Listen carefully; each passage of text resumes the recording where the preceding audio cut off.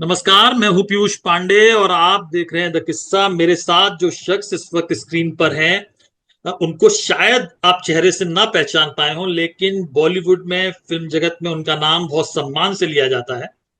उन्होंने कई फिल्में निर्देशित की हैं और इस वक्त जिस फिल्म की वजह से वो सबसे ज्यादा चर्चा में है, उस फिल्म का नाम है द डिप्लोमेट। जो साथ मेरे शख्स हैं वो हैं निर्देशक शिवम नायर। दादा, आपका बहुत बहुत स्वागत है। मैंने ये आपका जो परिचय दिया, जो तारुफ दिया कि बहुत सारे लोग आपको शायद चेहरे से ना जानते हो, ये डायरेक्टर की एक विडंबना है कि निर्देशक जो कई सारे लोगों को पर्दे पर लाकर हीरो बनाता है, वो डायरेक्टर कई बार अनजाना रह जाता है। लेकिन आपके बारे में चूंकि मुझे बताना जरूरी लग रहा है कि मैंने कई लोगों से बात की है पिछले 10-12 सालों में, जब से मेरा आपसे परिचय हुआ है। तो वो सारे लोग आपका नाम जब सुनते हैं तो बहुत सम्मान से आपका नाम लेते हैं। तो वो किस्से, वो कहानियां अलग हैं, लेकिन आज बात सबसे पहले चूंकि डिप्लोमेट की होनी है, द डिप्लोमेट की होनी है, जिसको बहुत अच्छा रिस्पॉन्स मिल रहा है नेटफ्लिक्स पर। तो पहला सवाल तो मेरा आपसे यही कि ये कहानी तो रितेश शाह ने लिखी है, तो ये आप तक कैसे पहुंची? आप इसका हिस्सा कब बने, किस मोड़ पर बने? ये कहानी उस समय रितेश तो बाद में आया बेसिकली। जब उजमा पाकिस्तान से हिंदुस्तान में आई, दिल्ली जी। आई, तो हमारे जो प्रोड्यूसर्स हैं, समीर दीक्षित और जतीश वर्मा, उनके कांटेक्ट में आए। और एक और प्रोड्यूसर है जो दिल्ली के हैं, वो भी उनके कांटेक्ट में थे। उन्होंने उससे कहानी सुन के उनसे राइट्स ली थी और फिर मुझे बताया गया कि ये उजमा पे स्टोरी है, उजमा की कहानी सुना है। तो उजमा की कहानी मुझे इंटरेस्टिंग लगा। फिर मैंने बोला उनको बुला के हम मिलेंगे। उजमा को बुलाया गया बॉम्बे, फिर उजमा ने अपनी कहानी सुनाया।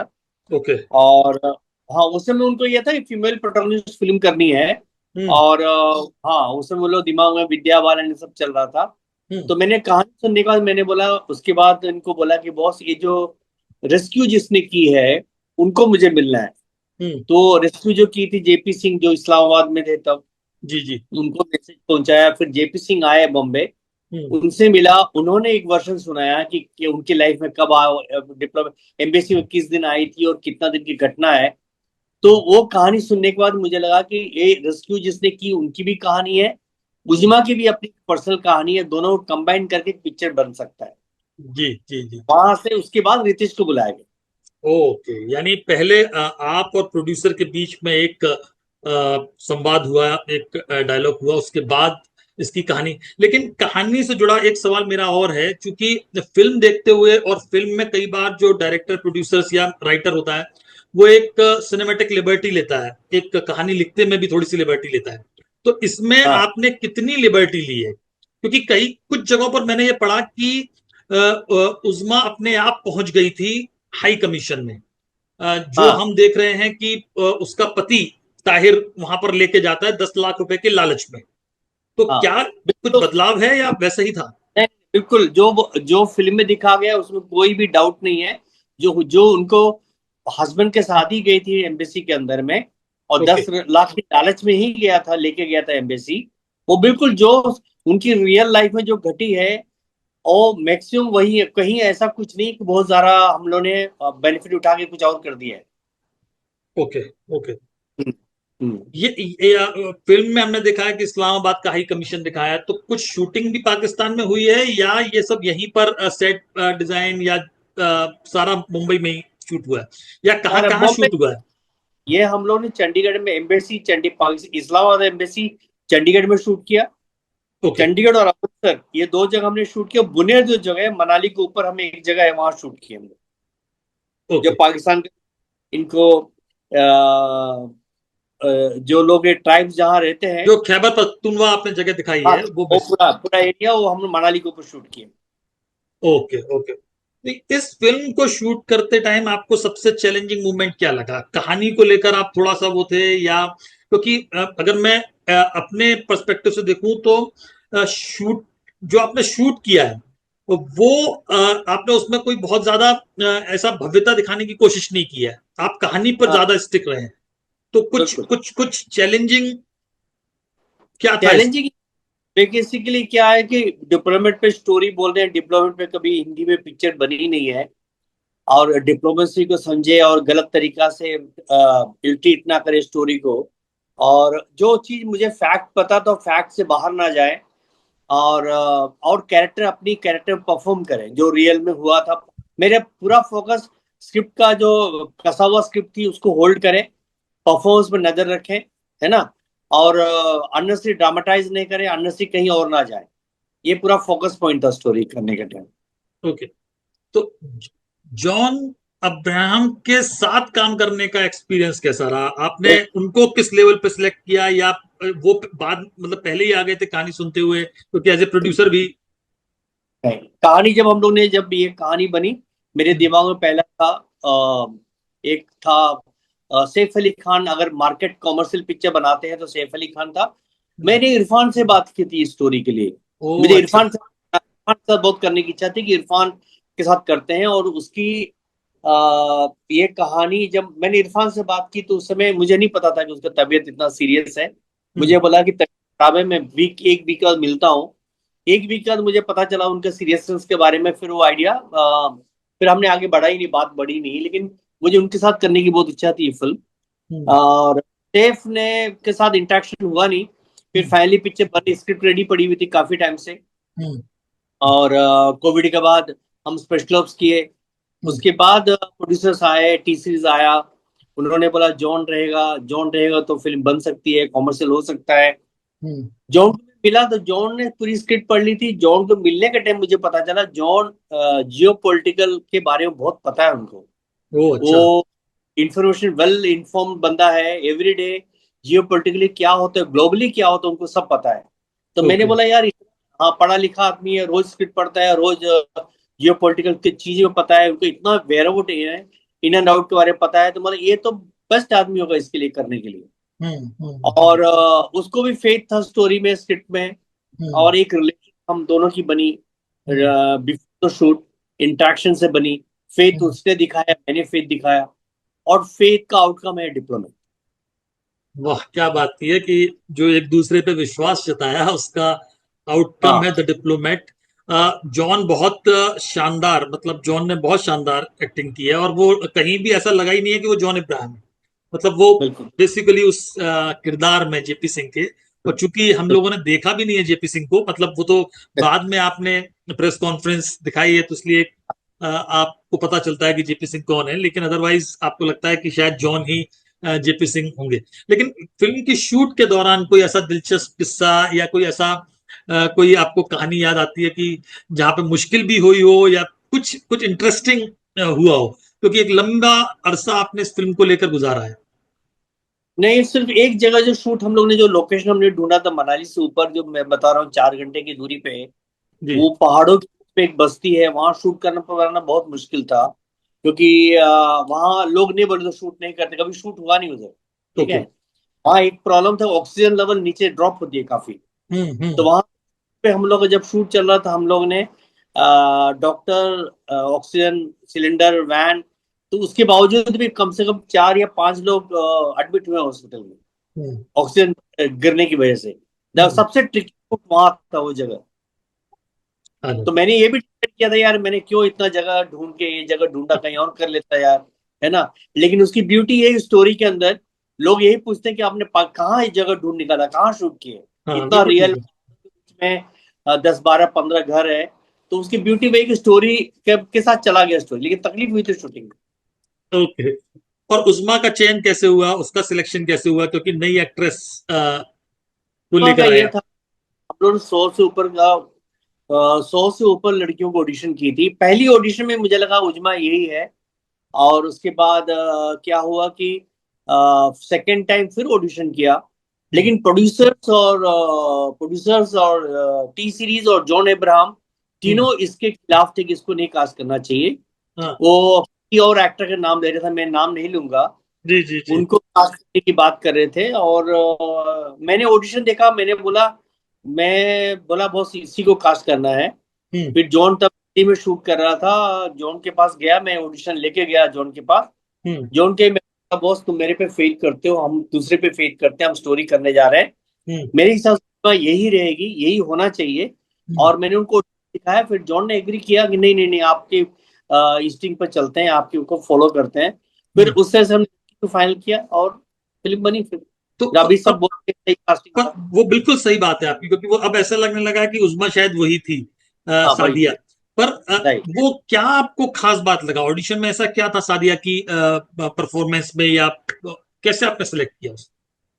हमने जो ऑडिशन में दो चीज उसका करना था ऑडिशन में, एक तो ये था फर्स्ट टाइम जब एम्बेसी में आती है, और ऑडिशन वो किया, दो ही यूनिट हमने किया। ये एम्बेसी में आती है, रियल फियर में है हम्म। और हेल्प मांग, हम्म।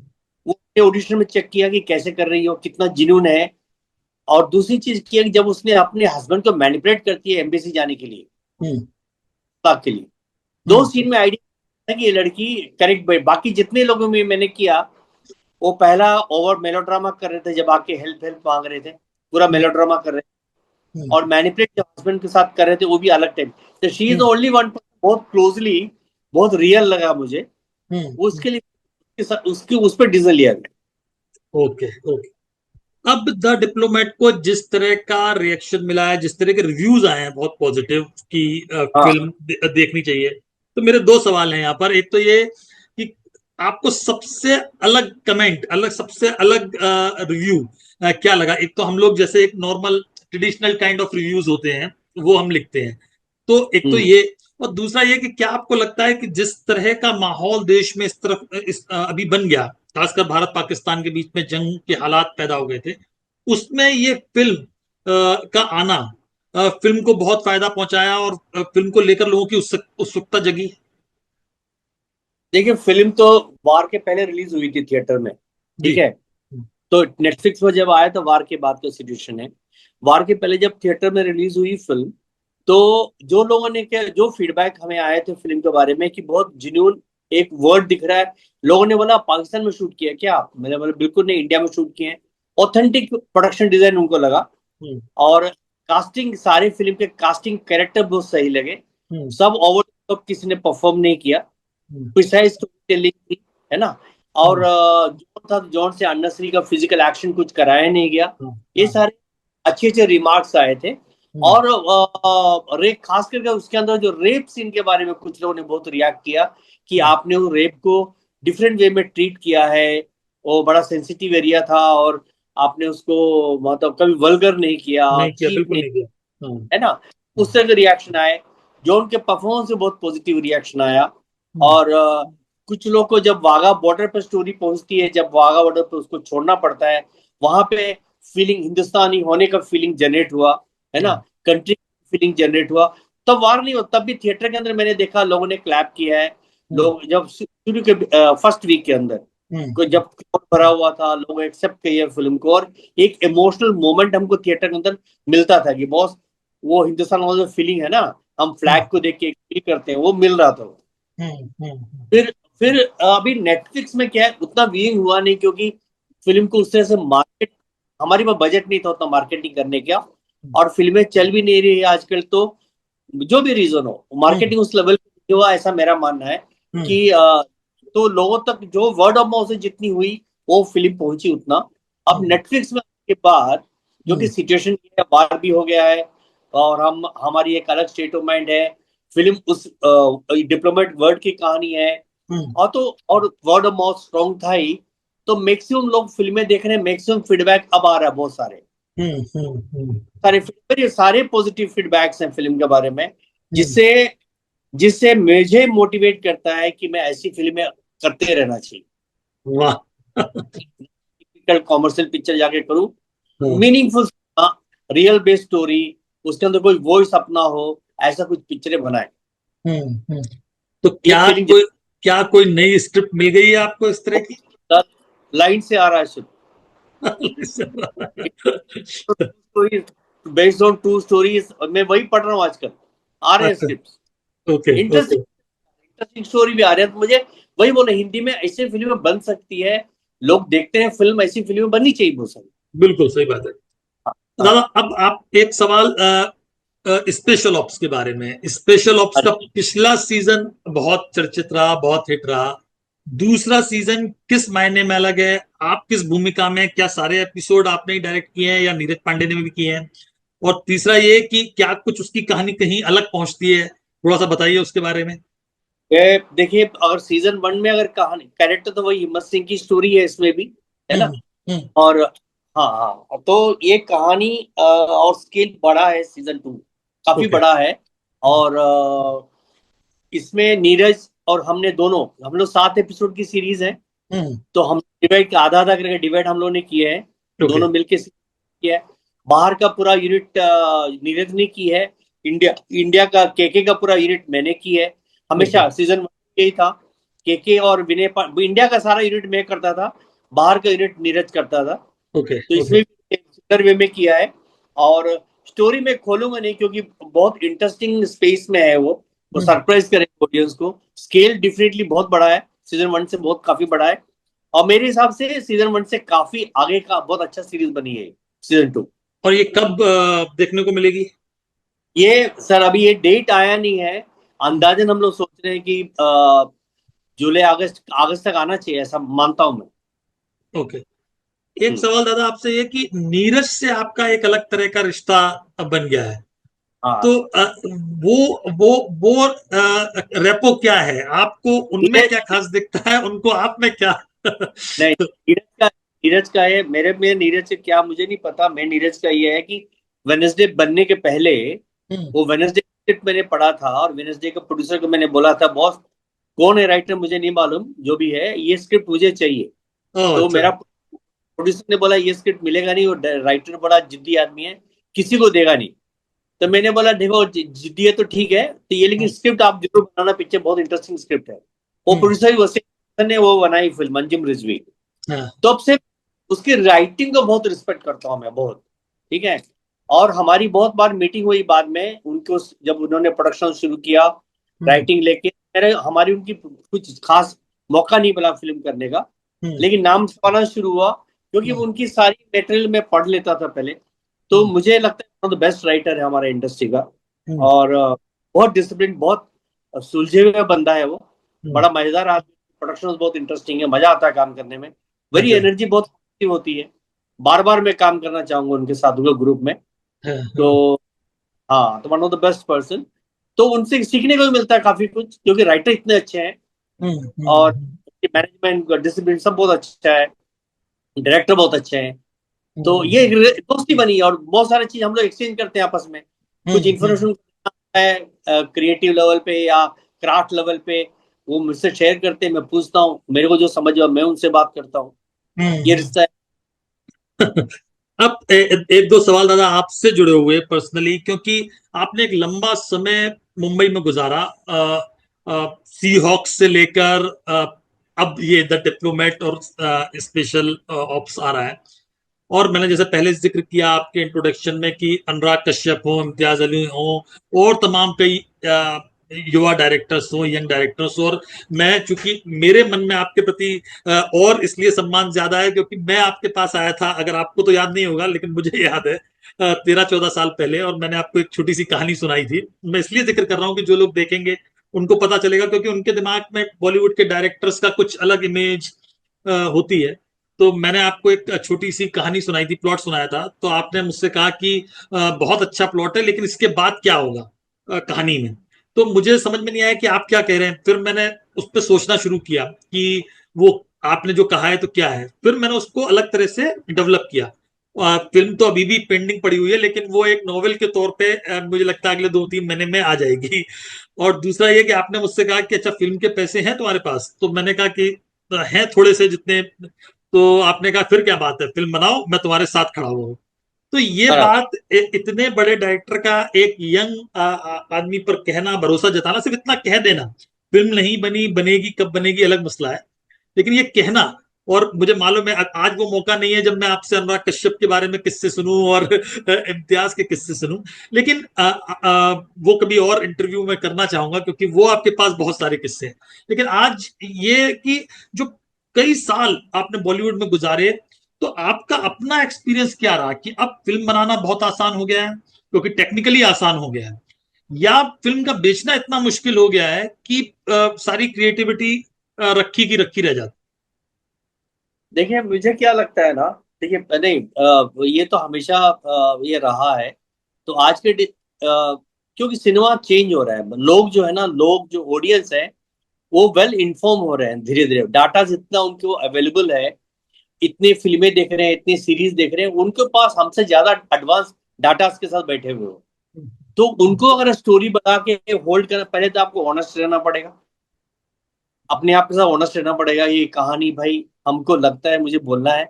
और उसके अलावा उसको इंटरटेनमेंट करना पड़ेगा, क्योंकि वो अपनी टाइम की वैल्यू करने लगे। पहले टाइम की वैल्यू नहीं, अभी टाइम की भी वैल्यू, मनी के वैल्यू से ज्यादा टाइम की वैल्यू करने लगे कि मैं हम्म, 2 घंटा दो क्यों, है ना। हम्म, हम्म, तो सिनेमा, अगर ऑडियंस आएगा थिएटर में तभी जब उसके अंदर स्टोरी का यूनिकनेस हो, इंटरटेनमेंट वैल्यू हो, है ना, स्ट्रक्चरिंग इंटरेस्टिंग हो, कैरेक्टर इंटरेस्टिंग हो, तो आएंगे लोग। हम्म, लेकिन आप सोचो कि नहीं, एवरेज फिल्म बना के हम एक्सपेक्ट करें पिक्चर बेच पाए, वो मुश्किल है। वो शायद बिल्कुल। ऑडियंस बहुत इनोसेंट थे, आप कुछ ही बेच सकते थे। हम्म, ऑडियंस अभी स्मार्ट, हम्म, पहले हम्म, भी स्मार्ट रहा है, अब तो हम्म, इतना वेल इन्फॉर्मेड, अटेंशन स्पैन इतना कम है, वो फिल्म में आएंगे ही नहीं और उनको कुछ सेंस नहीं हुआ। तो अभी मोर ट्रिकी हो गया स्टोरी टेलिंग, मोर हम्म। ट्रिकी हो गया फिल्म बनाना, इजी नहीं है अभी, क्योंकि तो ही बिकेगा फिल्म, नहीं तो बिकेगा नहीं, बायर्स कम है। नहीं, लेकिन जो एक अब एक फायदा हुआ, या कहें कि एक ओटीटी के आने के बाद एक नया प्लेटफॉर्म क्रिएट हुआ है, मतलब कई सारे नए प्लेटफॉर्म क्रिएट हुए हैं कि कम से कम अगर आप थिएटर में रिलीज नहीं कर पा रहे हैं तो ओटीटी आपके पास है। तो आपको लगता है कि ये फायदा है, या इसमें भी आपको नुकसान नजर आता है? ओटीटी जब शुरू हुआ था ऐसा लगा कि बहुत फायदा है, 4-5 साल पहले। हम्म, और स्लोली स्लोली ओटीटी का भी ये हो गया है कि ओटीटी का रेवेन्यू उतना नहीं आ रहा है अभी फिलहाल, जो फिल्में हम्म, बिक नहीं रही है, हाफ प्राइस पे फिल्म बिक रही है। हम्म, फिल्म को प्राइसिंग बहुत, बीच में ओटीटी के आने से फिल्म की प्राइसिंग बहुत हो गई थी, एक्टर बहुत प्राइस मांग रहे थे, फिल्म की प्राइसिंग इतनी हो गई तो उसमें ओटीटी ने दिया। हम्म, लेकिन ओटीटी को पता चला कि वो रेवेन्यू जनरेट नहीं हो रहा, तो प्राइस कटिंग शुरू हो गई। अभी हम्म, पहली चीज है, कॉस्ट पे बनानी पड़ेगी फिल्म, हम्म, हर फिल्म का कॉस्ट है, कॉस्ट ओवर नहीं जा सकते, कॉस्ट ओवर जाएगा तो आपको नुकसान पड़ेगा। हम्म, हम्म, तो कॉस्ट पे पहले काम करना पड़ेगा, कंटेंट पे काम करना पड़ेगा, तो जाके सर्वाइव करें। अभी तो हमारी सर्वाइवल प्रॉब्लम हो गया अभी फिलहाल, हम्म, हम्म, फिल्में चल नहीं रही है ना उतनी, हाँ। और नहीं तो जो क्या। चल रही है लोग भर भर के आ रहे हैं। हाँ। हवा चलती है, पुष्पा चलती है, और केजीएफ चलती है, कंतारा चलती है, तो भर के घुस रहे हैं अंदर। नहीं तो यही मेरा सवाल था अगला, कि जो फिल्में जिनका आप नाम ले रहे हैं, या उसमें बाहुबली जोड़ लीजिए, उसमें और भी जोड़ लीजिए, तो क्या जो फिल्में एकदम लार्जर देन लाइफ हैं, जिनमें चाहे वो बाहुबली का मतलब जो सेट डिजाइन, जो सारी चीजें हैं, या हाँ, पुष्पा और करेक्ट। कांतारा जो भी है, उनका एक्शन, तो वो शायद थिएटर में देखने में उसका मजा अलग है, तो बिल्कुल। इसलिए लोग थिएटर चले जाते हैं। लेकिन जो या जिनमें स्टोरी टेलिंग होती है, जिसमें एक हाँ, इमोशन होता है, वो या उसके लिए थिएटर में दिक्कत है।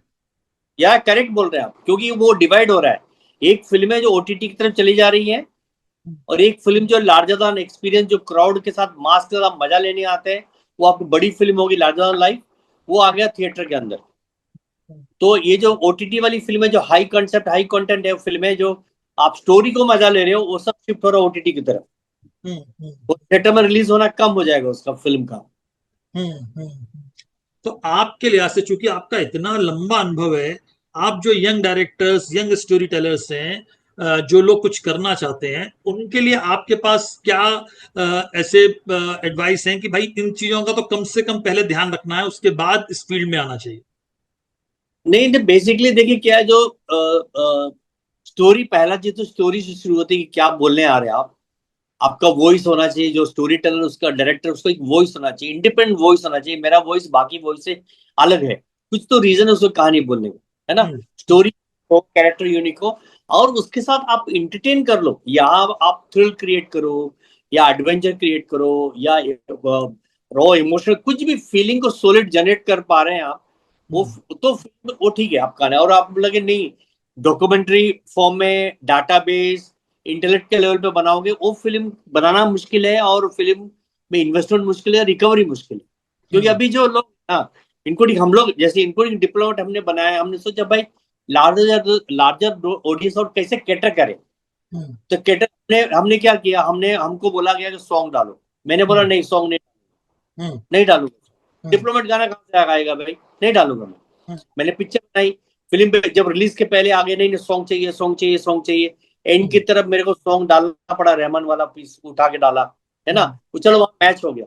लेकिन मैं आज सोचता हूँ कि सॉन्ग होता, जो जैसे भी हो, सॉन्ग होता, 3 गाने होते, तो ऑडियो प्रोडक्शन हाउस या ऑडियो कंपनी उस सॉन्ग को प्रमोट करता 2 महीना 3 महीना, तो छोटे छोटे शहरों तक गाना पहुंचती है, फिल्म के प्रमोशन हो जाता है, फिल्म देखने की इच्छा जागती है उसमें, अगर अच्छी गाने होते।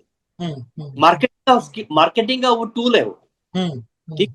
लेकिन अभी हम बोलेंगे नहीं, कहाँ बैठाएंगे गाना, गाना जबरदस्ती बैठाएंगे तो फेक लगेगा।